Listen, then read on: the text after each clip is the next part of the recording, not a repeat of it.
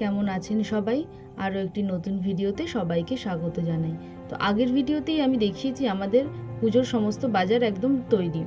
আর এই সন্ধেবেলা বসেই তালটাকে ছেনে ভালো করে তৈরি করে রেখেছি, কিছুটা ময়দাও মেখে রেখেছিলাম, আর এই 3 রকমের কাঁচা সবজি কেটে রেখেছিলাম।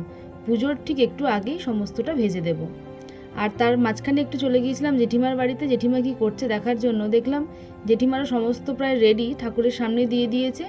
আর আমি একটু ওই ব্রতকথা পড়ে এলাম। তোমাকে তো ডেকেছিলাম।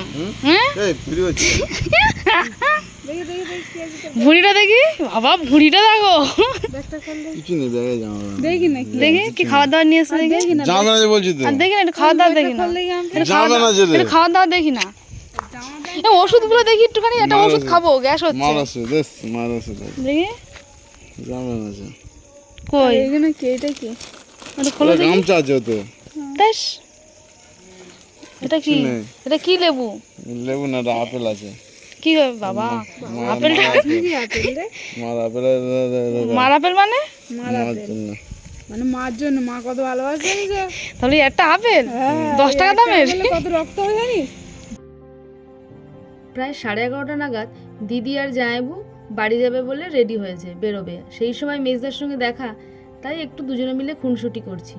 দিদিরা বাড়ি চলে যাচ্ছে, কারণ দিদির বাড়িতেও তো গোপাল আছে, তাদেরকে গিয়েও ভোগ দিতে হবে, তাই তাড়াতাড়ি করে বাড়ি চলে যাচ্ছে। আবার জোরে বৃষ্টিও আসবে, তাই জন্য একটু তাড়াও ছিল।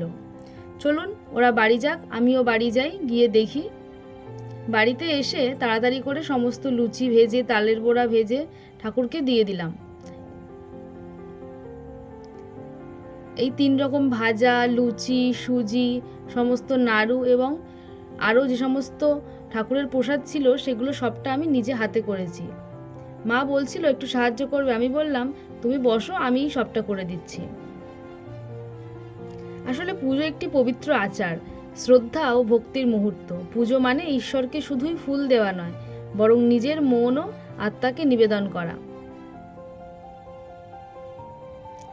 এই মা এখন সমস্ত আরতিগুলো করে নিচ্ছে, আর আমি ওই পাশে একটুখানি ব্রতকথা পড়ে দিচ্ছিলাম মাকে।